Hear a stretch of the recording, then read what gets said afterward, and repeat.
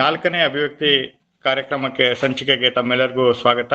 Doctor Babu Krishnamurthy sir ಅವರು ಲೇಖಕರು ಅವರನ್ನ ಇವತ್ತು ಅವರ ಸ್ವಪರಿಚಯ ಮಾಡಿಕೊಳ್ಳಲಿದ್ದಾರೆ. ಈ ಒಂದು ಕಾರ್ಯಕ್ರಮವನ್ನು ನಾವು ಶಾರದಾ ಸ್ತುತಿಯೊಂದಿಗೆ ಆರಂಭಿಸೋಣ. ಯಾ ಕುಂದೇಂದು ತುಷಾರಹಾರಧವಲಾ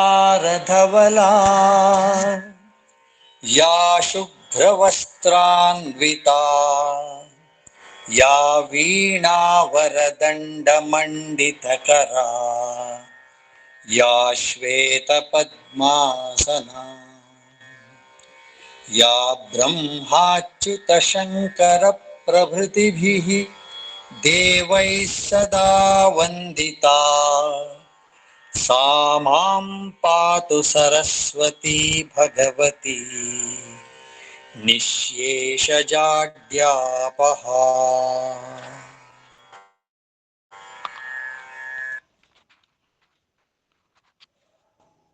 ಲೇಖಕರನ್ನು ಕುಮಾರಿ ಪವಿತ್ರರವರು ಪರಿಚಯಿಸಿಕೊಡ್ಬೇಕಾಗಿ ಕೇಳ್ಕೊಳ್ತೇನೆ. ನೆಲಮೂಲ ಸಾಹಿತಿಗಳ ಪರಿಚಯವನ್ನ ಮಾಡುವಂತ 4ನೇ ಸಂಚಿಕೆಯ ಈ ಕಾರ್ಯಕ್ರಮದಲ್ಲಿ ನಮ್ಮೊಡನೆ ಅತಿಥಿ ಲೇಖಕರಾಗಿರ್ತಕ್ಕಂಥವ್ರು ಡಾಕ್ಟರ್ ಬಾಬು ಕೃಷ್ಣಮೂರ್ತಿ ಸರ್ ಅವರು.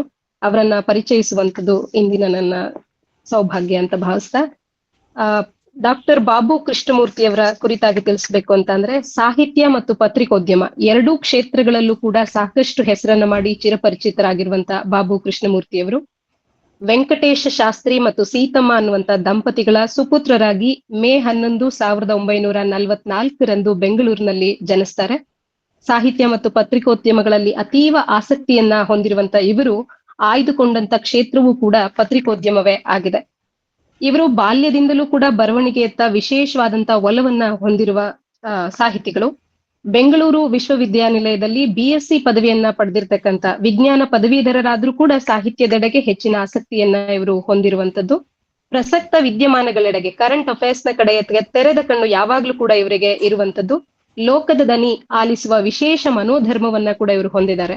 ಇದರ ಪರಿಣಾಮ BSc ಪದವೀಧರರಾದ್ರೂ ಕೂಡ ಬರವಣಿಗೆಯನ್ನೇ ಬದುಕಾಗಿಸಿಕೊಳ್ಳುವ ಹಂಬಲ ಇವರನ್ನ ಪತ್ರಿಕೋದ್ಯಮ ವೃತ್ತಿಯನ್ನ ಆಯ್ದುಕೊಳ್ಳುವಂತೆ ಮಾಡಿದೆ. 1968 ಲೇಖನ ಕಾವೇರಿ ಎನ್ನುವಂತ ಪತ್ರಿಕೆಯ ಸಹ ಸಂಪಾದಕರಾಗಿ ಪತ್ರಿಕಾ ವೃತ್ತಿಯನ್ನ ಆರಂಭಿಸುವಂತ ಇವರು 4 ವರ್ಷಗಳ ಬಳಿಕ ಮಂಗಳಂ ಅನ್ನುವಂತ ಪ್ರಕಾಶನಕ್ಕೆ ಸೇರ್ಪಡೆ ಹೊಂದುತ್ತಾರೆ. ಬಾಲಮಂಗಳ, ಚಿತ್ರಕಥಾ, ಗಿಳಿವಿಂಡು ಅನ್ನುವಂತ ನಿಯತಕಾಲಿಕೆಗಳ ಸಂಪಾದಕರಾಗಿ ಸಾಕಷ್ಟು ಸೇವೆಯನ್ನ ಮಾಡಿರುವಂತದ್ದು. ನಾಡಿನ ಪ್ರತಿಷ್ಠಿತ ವಾರಪತ್ರಿಕೆಯಾದಂತ ಕರ್ಮವೀರದ ಸಂಪಾದಕತ್ವವನ್ನ ಕೂಡ ಹೊಂದಿರುವಂತ ಹಿರಿಮೆ ಇವರದು. ಪ್ರಸ್ತುತ ವ್ಯಕ್ತಿತ್ವ ವಿಕಸನದ ಆಧ್ಯಾತ್ಮಿಕ ಪತ್ರಿಕೆ ಮಲ್ಹಾರ ಮಾಸಿಕ ಸಂಪಾದಕರಾಗಿ 2023 ಇವರು ಸೇವೆಯನ್ನ ಕೂಡ ಸಲ್ಲಿಸ್ತಾ ಇದ್ರು. ಇವರ ಮುಖ್ಯವಾದಂತ ಒಂದು ಜೇನರ್ ಅಥವಾ ಒಂದು ಫೀಲ್ಡ್ ಅಂತ ಅಂದ್ರೆ, ಸಾಮಾನ್ಯವಾಗಿ ಬೇರೆ ಬೇರೆ ಕ್ಷೇತ್ರಗಳಲ್ಲಿ ಬೇರೆ ಬೇರೆ ರೀತಿಯ ಸಾಹಿತ್ಯಗಳನ್ನ ರಚಿಸುವಂತವ್ರು ಹಲವರಿರ್ತಾರೆ.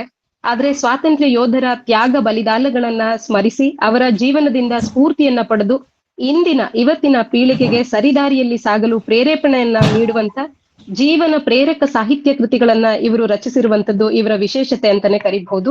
ಸ್ವಾತಂತ್ರ್ಯ ಹೋರಾಟದ ಕ್ರಾಂತಿ ತಾರೆಗಳಾದಂತ ಚಂದ್ರಶೇಖರ ಆಜಾದ್, ಭಗತ್ ಸಿಂಗ್, ವೀರ ಸಾವರ್ಕರ್, ಝಾನ್ಸಿ ರಾಣಿ, ತಾತ್ಯಾ ಟೋಪಿ, ಕುವರ್ ಸಿಂಹ ಹೀಗೆ ಹಲವು ಸ್ವಾತಂತ್ರ್ಯ ಯೋಧರ ತ್ಯಾಗ ಬಲಿದಾನಗಳ ಕಥನಗಳಿಗೆ ಜೀವಂತಿಕೆಯನ್ನ ತಂದುಕೊಟ್ಟಂತ ಕೀರ್ತಿ ಇವರಿಗೆ ಸಲ್ಲತ್ತೆ.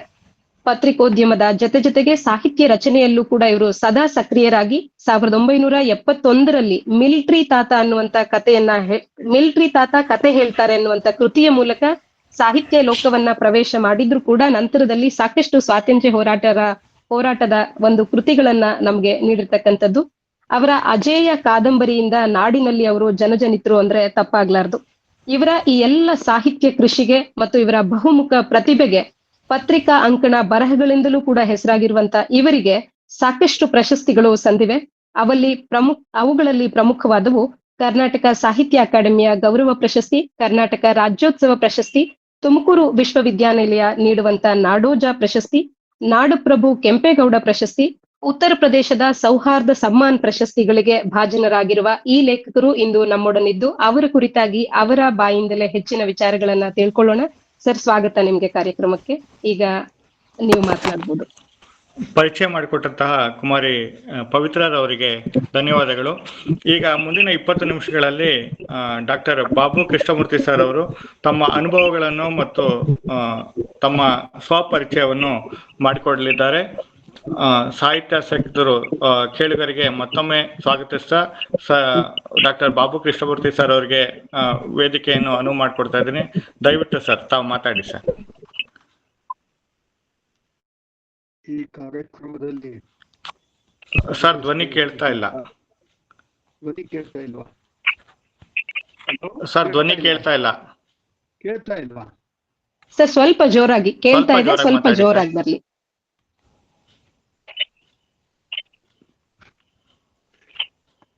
ಈ ಕಾರ್ಯಕ್ರಮದಲ್ಲಿ ಭಾಗವಹಿಸ್ತಾ ಇರತಕ್ಕಂತಹ ಪ್ರತಿಯೊಬ್ಬರಿಗೂ ನಮಸ್ಕಾರ ಹೇಳ್ತಾ ಕೆಲವು ಮಾತುಗಳನ್ನು ಹೇಳೋದಕ್ಕೆ ಪ್ರಯತ್ನ ಮಾಡ್ತೀನಿ. ನನ್ನ ಹೆಚ್ಚಿನ ಪರಿಚಯವನ್ನ ಶ್ರೀಮತಿ ಪವಿತ್ರ ಅವರು ಮಾಡಿಕೊಟ್ಬಿಟ್ಟಿರೋದ್ರಿಂದ ಸ್ವಪರಿಚಯ ಏನ್ ಮಾಡ್ಕೊಡ್ಲಿ ಅನ್ನೋದೇ ನನಗೊಂದು ಸಮಸ್ಯೆ ಆಗಿದೆ. ಬಂದಿದ್ದೀನಿ, ಈ ಮೀಟ್ನಲ್ಲಿದ್ದೀವಿ. ನಿಮ್ಮ ಬಗ್ಗೆ ಕೆಲವು ವಿಷಯಗಳನ್ನ ಹಂಚ್ಕೊಳ್ಳೋಕೆ ನನಗೆ ಬಹಳ ಸಂತೋಷವಾಗತ್ತೆ. ನಾನು ಸ್ವಾತಂತ್ರ್ಯ ಪೂರ್ವದಲ್ಲಿ ಹುಟ್ಟಿದವನು. ಭಾರತಕ್ಕೆ ಸ್ವಾತಂತ್ರ್ಯ ಬಂದಾಗ ನನಗೆ 5 ವರ್ಷ.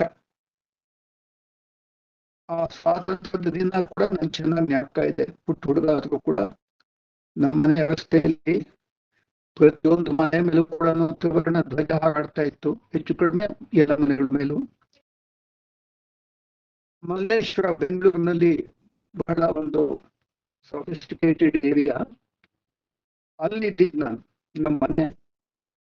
ಹೀಗೆ ಸ್ವಾತಂತ್ರ್ಯ ಪೂರ್ವದಲ್ಲಿ ಹುಟ್ಟಿದಂಥವನು.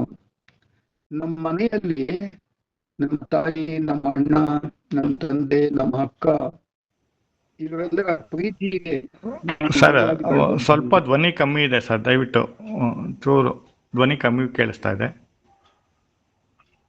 ಮಾತಾಡಿ ಸರ್, ಒಂಚೂರು ಹತ್ತಿರದಲ್ಲಿ ಮೈಕ್ ಇಟ್ಕೊಂಡೆ ನಾವು ಮಾತಾಡ್ತೀರಾ ನೋಡಿ ಸರ್. ಫುಲ್ ಮಾಡಿ ಕೊಟ್ಟಿದ್ದೀನಲ್ಲಪ್ಪ. ಈಗ ಕೇಳಿಸ್ತಾ ಇದೆಯಾ? ಹಲೋ, ಕೇಳಿಸ್ತಾ ಇದೆ ಸರ್, ಕೇಳಿಸ್ತಾ ಇದೆ, ಮಾತನಾಡಿ ಸರ್. ಮಧ್ಯ ಮಧ್ಯ ಡಿಸ್ಟರ್ಬ್ ಮಾಡಿದ್ರೆ ಆಗೋದಿಲ್ಲ. ಇವಾಗ ಸರಿಯಾಗಿದ್ಯಾ? ಮಾತಾಡಿ ಸರ್, ಮಾತಾಡಿ ಸರ್, ಇದೆಯಾ? ಮಾತಾಡಿ ಸರ್, ಕೇಳ್ತಾ ಇದೆ, ಮಾತಾಡಿ. ಓಕೆ, ಮಧ್ಯ ಡಿಸ್ಟರ್ಬ್ ಮಾಡಬೇಡಿ ಪ್ಲೀಸ್. ಹೀಗೆ ನಮ್ಮ ಮನೆಯಲ್ಲಿ ಬಹಳ ಪ್ರೀತಿ ಪುರಸ್ಸರವಾದಂಥ ವಾತಾವರಣ ಇತ್ತು ನನಗೆ. ಸಮಾಜದಲ್ಲೂ ಕೂಡ ಎಲ್ಲರ ವಿಶ್ವಾಸ, ಪ್ರೀತಿ ನನಗೆ ಸಿಕ್ತು. ಆ ದೃಷ್ಟಿಯಲ್ಲಿ ನಾನು ಬಹಳ ಅದೃಷ್ಟಶಾಲಿ. ನಮ್ಮ ತಾಯಿಯವರು ಕನ್ನಡದ ಸಾಹಿತ್ಯದ ಬಹಳಷ್ಟು ಪುಸ್ತಕಗಳನ್ನು ಓದ್ತಾ ಇದ್ರು, ವಿಶೇಷವಾಗಿ ಕಾದಂಬರಿಗಳು.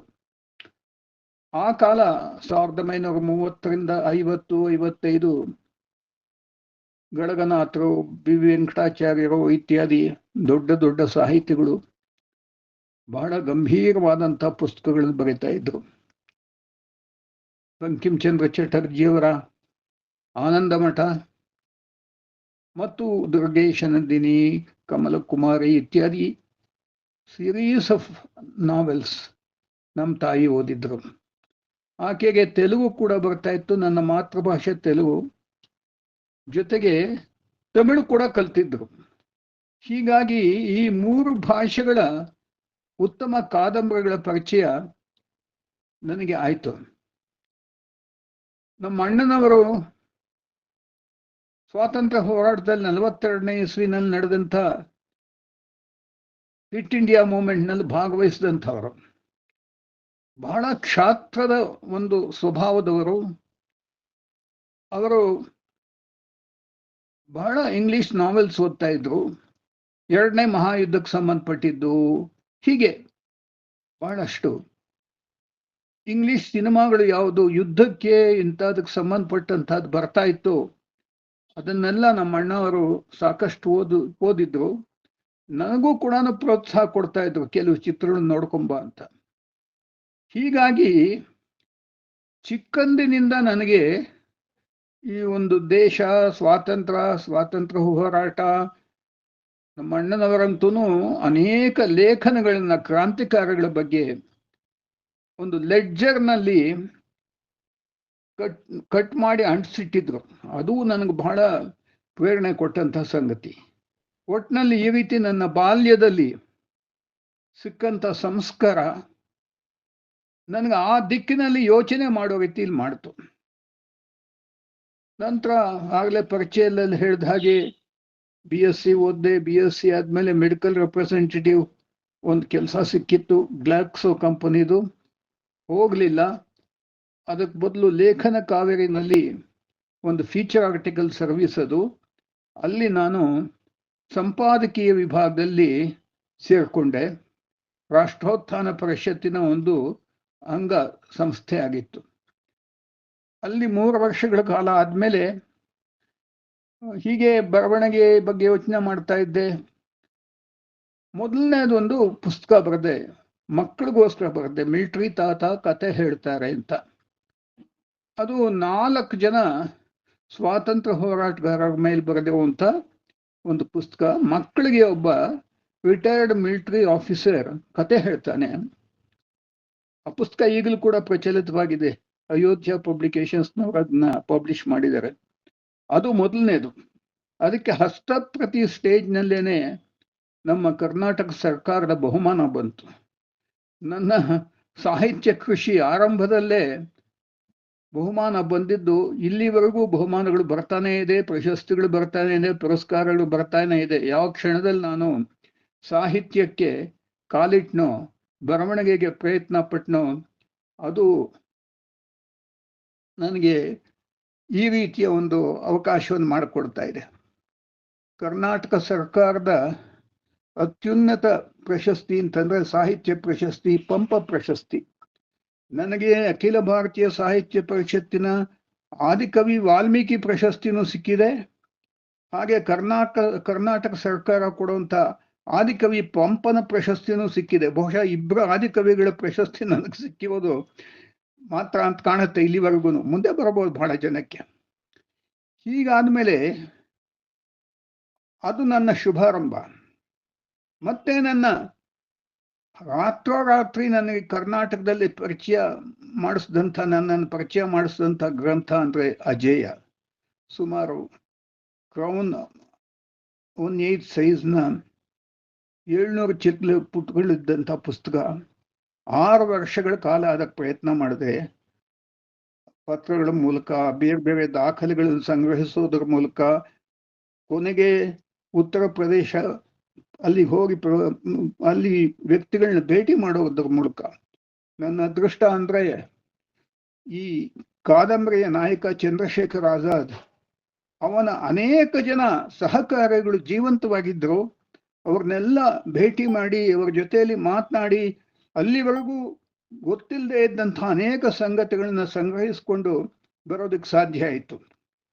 1974 ಇಸ್ವಿ ಫೆಬ್ರವರಿ 27. ಚಂದ್ರಶೇಖರ್ ಆಜಾದ್ ಬಲಿದಾನ ಮಾಡಿದ್ದು ಫೆಬ್ರವರಿ 27, 1931. ಹೀಗಾಗಿ ಆವತ್ತಿನ ದಿವಸ ಬೆಂಗಳೂರಿನ ಪುರಭವನದಲ್ಲಿ ಸಹಸ್ರಾರು ಜನರ ಮುಂದೆ ನನ್ನ ಅಜೇಯ ಬಿಡುಗಡೆ ಆಯಿತು. ಅದನ್ನು ಬಿಡುಗಡೆ ಮಾಡಕ್ ಬಂದಂಥವರು ಚಂದ್ರಶೇಖರ್ ಆಜಾದ್ನ 4 ಜನ ಸಹಕಾರಿಗಳು, 2 ಬಲಗೈ ಬಂಟರು, ಒಬ್ಬರಿಗಿಂತ ಸ್ವಲ್ಪ ಸೀನಿಯರ್ ಶಚೀಂದ್ರನಾಥ್ ಬಕ್ಷಿ ಅಂತ. ಮತ್ತು ಅದನ್ನು ಬಿಡುಗಡೆ ಮಾಡಿದಂಥ ಮಹಾತಾಯಿ ಯಾರೆಂದ್ರೆ ಸುನೀತಿ ಚೌಧರಿ ಘೋಷ್ ಅಂತ. ಆಕೆ 14ನೇ ವರ್ಷದಲ್ಲಿ ಅನುಶೀಲನ ಸಮಿತಿ ಕ್ರಾಂತಿಕಾರಿಗಳು ನಿರ್ಧಾರ ತೆಗೆದುಕೊಂಡ ಪ್ರಕಾರವಾಗಿ ಅಲ್ಲಿ ಇದ್ದಂಥ ಒಬ್ಬ ಕಲೆಕ್ಟರ್ ಸ್ಟಿವನ್ಸನ್ ಅಂತ, ಬಹಳ ದುಷ್ಟ ಧೂರ್ತ, ನಮ್ಮ ಭಾರತೀಯರ ಮೇಲೆ ಬಹಳ ಅತ್ಯಾಚಾರ ಮಾಡ್ತಾ ಇದ್ದಂಥ ವ್ಯಕ್ತಿ, ಅವನನ್ನ ಪಾಯಿಂಟ್ ಬ್ಲ್ಯಾಂಕ್ ರೇಂಜಿನಲ್ಲಿ 4-5 ಅಡಿ ದೂರದಲ್ಲಿ ನಿಂತ್ಕೊಂಡು ಶೂಟ್ ಮಾಡಿದಂಥ ಹೆಣ್ಮಗಳು. ಬಹುಶಃ ಅನೇಕ ಹೆಣ್ಮಕ್ಳು ಪ್ರಯತ್ನ ಮಾಡಿದ್ದಾರೆ. ಆದರೆ ಈ ಧೈರ್ಯವಂತ 14 ವರ್ಷದ ಹುಡುಗಿ ಇನ್ನೊಬ್ಬಳ ಜೊತೆನಲ್ಲಿ ಶಾಂತಿ ಘೋಷ್ ಅಂತ ಅವಳ ಜೊತೆ ಮಾಡ್ಕೊಂಡು ಹೋಗಿ ಅವನನ್ನ ಯಶಸ್ವಿಯಾಗಿ ಸಂಹಾರ ಮಾಡಿ ಬಂದ್ಲು. ಜೈಲಿಗೆ ಹೋದ್ಲು. ಜೈಲಿನಲ್ಲಿ ಒಂದು 7-8 ವರ್ಷ ಕಳೆದ ಮೇಲೆ ರವೀಂದ್ರನಾಥ್ ಟ್ಯಾಗೋರ್ ಮತ್ತು ನೇತಾಜಿ ಸುಭಾಷ್ ಚಂದ್ರ ಬೋಸ್ ಅವರ ಪ್ರಯತ್ನದಿಂದ ಆಕೆ ಬಂದ್ಲು, ಓದಿದ್ಲು, ಡಾಕ್ಟರ್ ಆದ್ಲು. ಆಕೆ ಬಂದು ಈ ಪುಸ್ತಕವನ್ನು ಬಿಡುಗಡೆ ಮಾಡಿದ್ರು. ಈ ರೀತಿ ಒಬ್ಬ ಕನ್ನಡದ ಸಾಹಿತಿಗೆ ಈ ರೀತಿ ಬೇರೆ ಬೇರೆ ರಾಜ್ಯಗಳಿಂದ ಬಂದಂತಹ ಒಂದು ಪುಸ್ತಕ ಬಿಡುಗಡೆ ಮಾಡಿದ್ದು ಒಂದು ಅಪರೂಪದ ಸಂಗತಿ. ಹಾಗೇನೆ ನಾನು ಬರೆದಂತ ಆಜಾದ್ ಮತ್ತು ಮಿಕ್ಕ ಪುಸ್ತಕಗಳಿಗೆ ಉತ್ತರ ಪ್ರದೇಶದ ಸರ್ಕಾರ ನನಗೆ ಸೌಹಾರ್ದ ಸಮ್ಮಾನ ಅನ್ನತಕ್ಕಂಥ ಪ್ರಶಸ್ತಿ ಕೂಡ ಕೊಡ್ತು. ಪ್ರಶಸ್ತಿಗಳು ಮಾತಲ್ಲಿರ್ಲಿ, ಬಹಳ ಆಗೋಯ್ತು ಹೇಳಿ. ಹೀಗೆ ಶುರುವಾದ್ಮೇಲೆ ಒಂದಾದ್ಮೇಲೆ ಒಂದು ಅದಮ್ಯ ಅಂತ ಇನ್ನೊಂದು ಪುಸ್ತಕ ಬರುತ್ತೆ. ಅದು ಆದ್ಯ ಕ್ರಾಂತಿಕಾರಿ ವಾಸುದೇವ ಬಲವಂತ ಫಡ್ಕೆ. ಮೊಟ್ಟ ಮೊದಲಿಗೆ ಯಾವಾಗ ಇಡೀ ದೇಶ 1857 ಮಹಾಸಂಗ್ರಾಮ ಅದು ಮುಕ್ತಾಯವಾಗಿ ಒಂದು ರೀತಿ ದೇಶನ ಬ್ರಿಟಿಷ್ನವರು ತಮ್ಮ ಸಂಪೂರ್ಣವಾದಂತಹ ಹಿಡಿತಕ್ಕೆ ತೆಗೆದುಕೊಂಡಿದ್ರು, ನಮ್ಮ ಜನಗಳಲ್ಲಿ ಒಂದು ಸ್ವಾತಂತ್ರ್ಯ ಹೋರಾಟದ ಕಿಚ್ಚು ತಣ್ಣಗಾಗಿ ಹೋಗಿತ್ತು. ಆವಾಗ ಮಹಾರಾಷ್ಟ್ರದ ಒಬ್ಬ ಈ ಬ್ರಾಹ್ಮಣ, ಬಹಳ ಒಳ್ಳೆ ಮನೆತನದಿಂದ ಬಂದಂಥವನು. ಅವ್ರ ತಾತ ಒಂದು ಕಿಲ್ಲೆದಾರ ಆಗಿದ್ದ ಅಲ್ಲಿ ಕೋಟೆನಲ್ಲಿ. ಆತ ಮಿಲಿಟರಿ ಅಕೌಂಟ್ಸ್ ಆಫೀಸ್ನಲ್ಲಿ ಕೆಲಸ ಮಾಡ್ತಿರ್ತಾನೆ. ಅವನಿಗೆ ದೇಶದ ಅವ್ರ ತಾಯಿ ತೀರ ಹೋಗ್ತಾಳೆ. ಆ ತಾಯಿಯ ಮುಖ ನೋಡಕ್ ಕೂಡ ಸರ್ಕಾರದವರು, ಅವನ ಆಫೀಸ್ನವರು ಅವನಿಗೆ ಪರ್ಮಿಷನ್ ಕೊಡೋದಿಲ್ಲ, ರಜಾ ಕೊಡೋದಿಲ್ಲ. ಹೀಗಾಗಿ ಅವನಿಗೆ ಬಹಳ ಆಕ್ರೋಶ ಬರುತ್ತೆ. ಮತ್ತು ತನ್ನ ತಾಯಿಯ ಮುಖವನ್ನು ಭಾರತ ಮಾತೆಯ ಮುಖದಲ್ಲಿ ನೋಡ್ತಾನೆ ಅವನು. ಅಂದ್ರೆ ಅಂತ ಒಂದು ಪರಿವರ್ತನೆ ಆಗತ್ತೆ. ಅವನ ಬಗ್ಗೆ ನಾನು ಬಹಳ ಪ್ರಯತ್ನ ಮಾಡಿದೆ. ಅಲ್ಲಿ ಪುಣೆಗೆ ಹೋಗಿದ್ದೆ ಮತ್ತು ಅಲ್ಲಿ ಸಿಂಹಗಡ ಇಲ್ಲೆಲ್ಲ ಓಡಾಡಿಕೊಂಡು ವಿಷಯಗಳನ್ನು ಸಂಗ್ರಹ ಮಾಡಿಕೊಂಡು ಅದಮ್ಯ, ಅಜೇಯ ಮತ್ತು ಅದಮ್ಯ ಎರಡಕ್ಕೂ ಕೂಡ ಕರ್ನಾಟಕ ಸಾಹಿತ್ಯ ಅಕಾಡೆಮಿ ಪ್ರಶಸ್ತಿ ಬಂದಿವೆ. ಇದಾದ ಮೇಲೆ ಒಬ್ಬ ಮಹಾರಾಷ್ಟ್ರಕ್ಕೆ ಸೇರಿದವನು, ಒಬ್ಬ ಉತ್ತರ ಪ್ರದೇಶಕ್ಕೆ ಸೇರಿದವನು, ಇನ್ನೊಬ್ಬ ಬಂಗಾಲಕ್ಕೆ ಸೇರಿದಂಥವನು. ನಾನು ಈ ಪುಸ್ತಕಗಳು ಬರೀತಾ ಇದ್ದಾಗ ನಮ್ಮ ಸಮಾಜದಲ್ಲಿ ಎಲ್ಲ ಕಡೆ ಒಂದು ವಿಷಯ ಇತ್ತು. ಕ್ರಾಂತಿಕಾರಿಗಳು ಅಂದ್ರೆ ಕಮ್ಯುನಿಸ್ಟ್ರಿಂದ ಹುಟ್ಕೊಂಡು ಬಂದಂಥವರು, ಅಕ್ಟೋಬರ್ ರೆವಲ್ಯೂಷನ್ ಇಂದ ಪ್ರೇರಣೆ ಪಡೆದಂಥವರು ಅನ್ನುವಂಥ ಒಂದು ಮಾತಿತ್ತು. ಆದ್ರೆ ಖಂಡಿತ ನಿಜ ಅಲ್ಲ. ದಯಾನಂದ ಸರಸ್ವತಿಗಳು, ಸ್ವಾಮಿ ವಿವೇಕಾನಂದರು ಹಿನ್ನೆಲೆಯಲ್ಲಿ ನಿಂತ್ಕೊಂಡು ಬಹಳ ಜನ ಯುವಕರಿಗೆ ಹೋರಾಟದ ಕೆಚ್ಚನ್ನು ತುಂಬಿದ್ರು, ಹೋರಾಟಕ್ಕೆ ಮುಂದೆ ಕಳಿಸಿದ್ರು. ಹಾಗೆ ಬಾಘಾ ಜತೀನ್ ಅನ್ನತಕ್ಕಂಥ ಒಬ್ಬ ಯುವಕ ಬಂಗಾಲದವನು ಸನ್ಯಾಸಿ ಆಗಬೇಕು ಅಂತ ಸ್ವಾಮಿ ವಿವೇಕಾನಂದರ ಹತ್ರ ಹೋಗ್ತಾನೆ. 18 ವರ್ಷದ ಯುವಕ. ಸ್ವಾಮಿ ಅವನು ವಿವೇಕಾನಂದ ರೀತಿಯಲ್ಲೇ ಬಹಳ ಸ್ಫುರದ್ರೂಪಿಯಾಗಿದ್ದ, ಬಲಶಾಲಿಯಾಗಿದ್ದ, ಭೀಮ ಇದ್ದಾಗಿದ್ದ. ಅವನು ಕೇಳ್ತಾನೆ, ಸ್ವಾಮೀಜಿ ನಾನು ಸನ್ಯಾಸಿ ಆಗಬೇಕು ಅಂತಿದ್ದೀನಿ.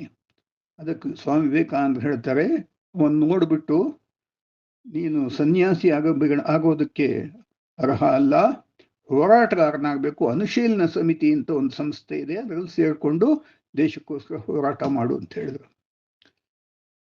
ಅವನು ಹೋದ. ಕೊನೆಗೆ ಅವನು ಹುತಾತ್ಮ ಆದ.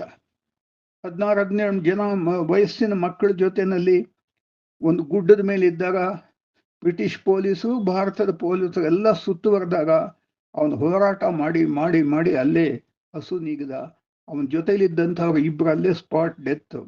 ಇನ್ನು 3 ಜನಕ್ಕೆ, ಇನ್ನಿಬ್ಬರಿಗೆ ಕರಿ ನಿಗದಿ ಶಿಕ್ಷೆ ವಹಿಸಿದ್ರು. ಇಲ್ಲಿ truth is stranger than fiction ಅನ್ನತಕ್ಕಂಥ ಒಂದು ಮಾತು ನೀವೆಲ್ಲ ಕೇಳಿರ್ತೀರಿ. ಒಂದು ಕಾಲ್ಪನಿಕ ಕಾದಂಬರಿಯಲ್ಲಿ ಏನೋ ಬರೀತೀವಿ, ಆದ್ರೆ ಸತ್ಯವನ್ನ ನಾವು ಹುಡುಕೊಂಡು ಹೋದ್ರೆ ಆ ಕಾಲ್ಪನಿಕ ಸಂಗತಿಗಳಿಗಿಂತಲೂ ಕೂಡ ರೋಮಾಂಚಕಾರಿಯಾದಂತಹ ವಿಷಯಗಳು ನಮಗೆ ಸಿಗುತ್ತೆ ಅನ್ನೋದು ನನ್ನ ಜೀವನದ ಅನುಭವ. ಈ 3 ಕಾದಂಬರಿಗಳಲ್ಲೂ ಕೂಡ ಬಹಳ ರೋಮಾಂಚಕಾರಿಯಾದಂತಹ ಸನ್ನಿವೇಶಗಳಿದೆ. ಜನಗಳ ಮನಸ್ಸನ್ನು ಬಹಳ ಮುಟ್ಟಿದೆ.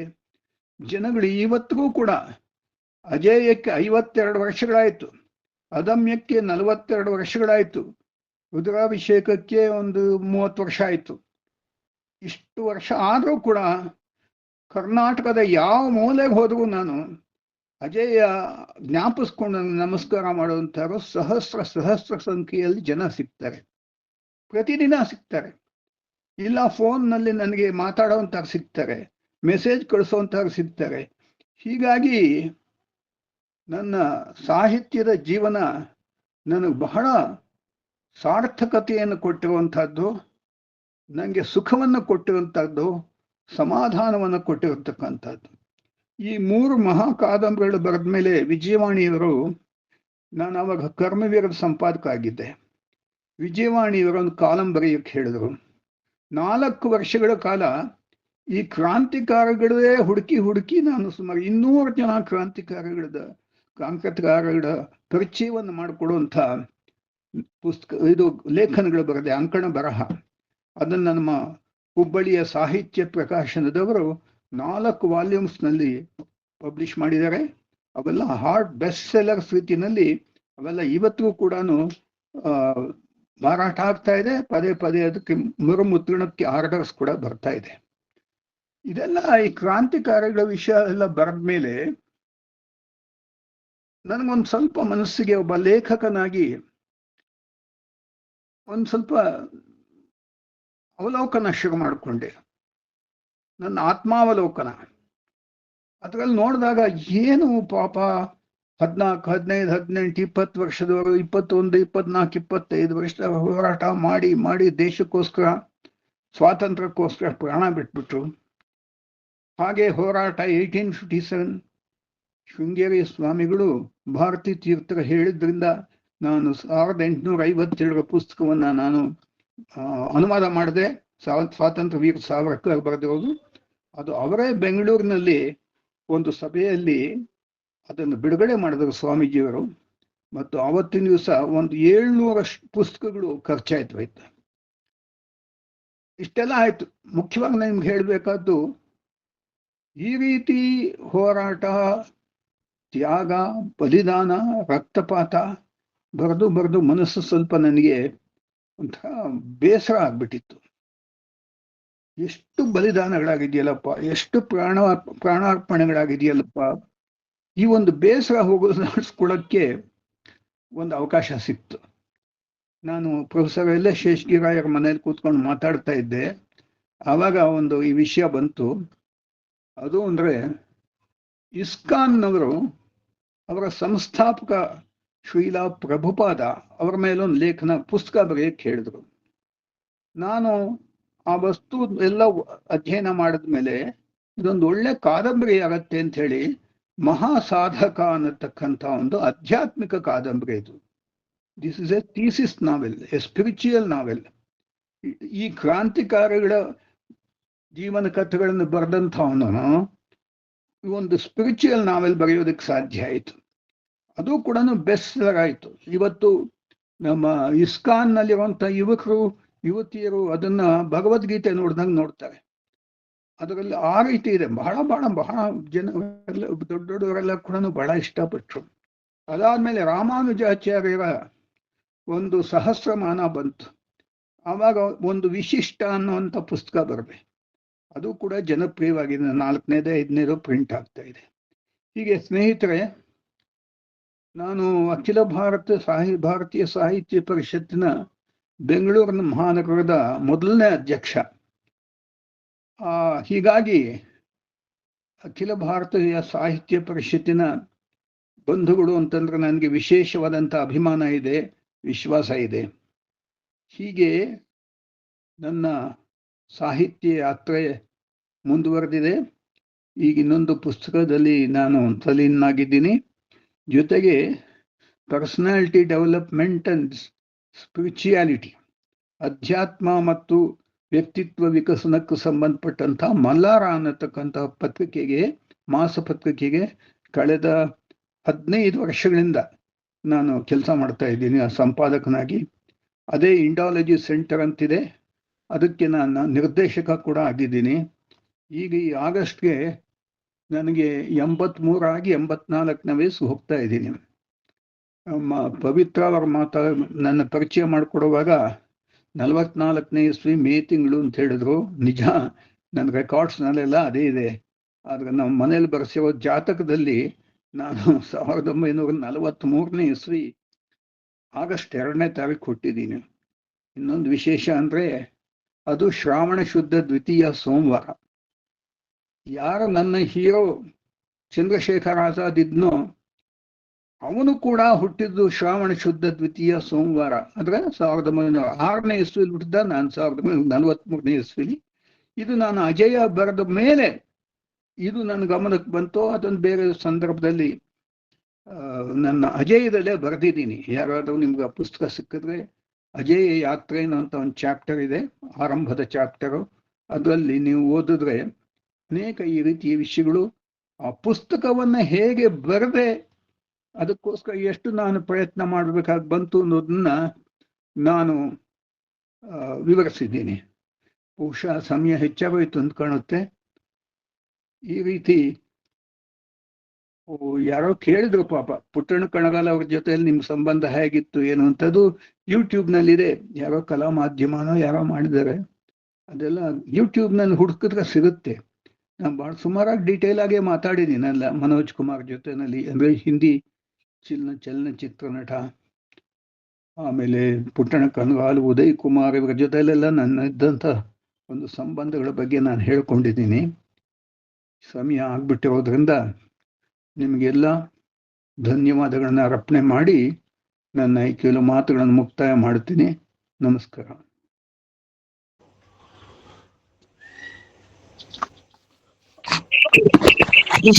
ವಿಶೇಷ ಅನುಭವಗಳನ್ನು ಹಂಚಿಕೊಂಡಂತಹ ಡಾಕ್ಟರ್ ಬಾಬು ಕೃಷ್ಣಮೂರ್ತಿ ಸರ್ ಅವರಿಗೆ ಧನ್ಯವಾದಗಳು. ಸರ್, ಈ ಸಂದರ್ಭದಲ್ಲಿ ನಾವು ರಾಮನಗರ ಪುಸ್ತಕ ಮಂಥನ ತಂಡದವರು ತಮ್ದು ವಿಶಿಷ್ಟ ಪುಸ್ತಕದ ಬಗ್ಗೆ, ರಾಮಾಂಚಾರ ಪುಸ್ತಕದ ಬಗ್ಗೆ ಅಧ್ಯಯನ ಮಾಡಿ ಒಂದು 50 ಜನ, ಇದು ಪುಸ್ತಕ ನಮ್ಗೆ ಲಭ್ಯ ಆಗಿರ್ಲಿಲ್ಲ. ಇದನ್ನ ಹುಬ್ಬಳ್ಳಿ ಪ್ರಕಾಶಕರಿಂದ ವಿಶೇಷವಾಗಿ ಪ್ರಿಂಟ್ ಮಾಡಿ ತರಿಸಿ ಇದು ಈ ಶ್ರೀರಂಗಂಗೆ ಈ ಪುಸ್ತಕ ಅಧ್ಯಯನ ಮಾಡಿ ಹೋಗ್ಬೇಕು ಅಂತ ಡಿಸೈಡ್ ಮಾಡಿದ್ವಿ ಸರ್. ಈ ಸಂದರ್ಭದಲ್ಲಿ ಅದನ್ನು ತಮ್ಮ ಜೊತೆ ಹಂಚ್ಕೊಳ್ಳಿಕ್ಕೆ ಇಷ್ಟಪಡ್ತೀನಿ ಸರ್. ಹಾಗೆ ಮತ್ತೊಂದು ವಿಷಯ, ಲೇಖಕರ ಬಗ್ಗೆ ತಿಳಿಸ್ಬೇಕು ಅಂದ್ರೆ, ಅವರು ಕೇವಲ ಸಾಹಿತ್ಯ ಮತ್ತೆ ಪತ್ರಿಕೋದ್ಯಮದಲ್ಲಿ ಕೃಷಿ ಮಾಡಿರೋದ್ರ ಜೊತೆಗೆ ಬೆಂಗಳೂರು ದೂರದರ್ಶನ ಮತ್ತು ಚಿತ್ರರಂಗದಲ್ಲೂ ಕೂಡ ಅವರು ದುಡ್ದಿರುವಂತ ಅನುಭವವನ್ನ ಹೊಂದಿದ್ದಾರೆ. ಆ ವಿಚಾರವಾಗಿ ಲೇಖಕರೇ ತಿಳಿಸ್ತಾರೆ ಅನ್ಕೊಂಡೆ, ಹೆಚ್ಚು ತಿಳಿಸ್ಲಿಲ್ಲ. ರಾಘವೇಂದ್ರ ವೈಭವ ಚಿತ್ರದ ನಿರ್ದೇಶಕರಾಗಿ ಕೂಡ ಕೆಲಸ ಮಾಡಿದ್ದಾರೆ. ಪಡುವಾರಳ್ಳಿ ಪಾಂಡವರು, ನಿಗೂಢ ರಾತ್ರಿಗಳು, ಘರ್ಷಣೆ ಅನ್ನುವಂತ ಮುಂತಾದ ಚಿತ್ರಗಳಲ್ಲಿ ಕೂಡ ಅವರ ಲೇಖನಿ ಹರಿದಿರುವಂತದ್ದು. ಹೀಗೆ ಒಂದ್ ರೀತಿ ಬಹುಮುಖ ಪ್ರತಿಭೆ ಆದಂತ ಲೇಖಕರು ಇವತ್ತು ಇಷ್ಟು ಹೊತ್ತು ನಮ್ಮೊಡನೆ ಇದ್ದು ಮಾತನಾಡಿದ್ದು, ಪರಿಚಯಿಸಿಕೊಂಡಿದ್ದು ನಮಗೆ ಬಹಳ ಸಂತಸ ತಂದಿರುವಂತ ವಿಚಾರ ಸರ್.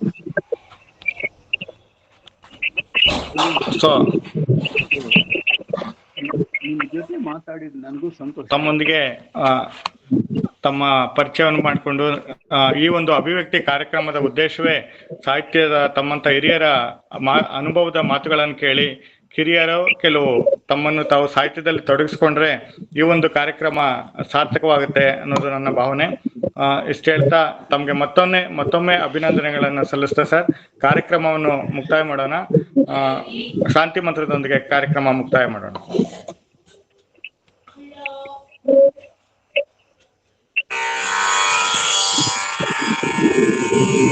ಸರ್ವೇ ಭವಂತು ಸುಖಿನಃ, ಸರ್ವೇ ಸಂತು ನಿರಾಮಯಾಃ, ಸರ್ವೇ ಭದ್ರಾಣಿ ಪಶ್ಯಂತು, ಮಾ ಕಶ್ಚಿತ್ ದುಃಖಭಾಗ್ ಭವೇತ್. ಓಂ ಶಾಂತಿ ಶಾಂತಿ ಶಾಂತಿ.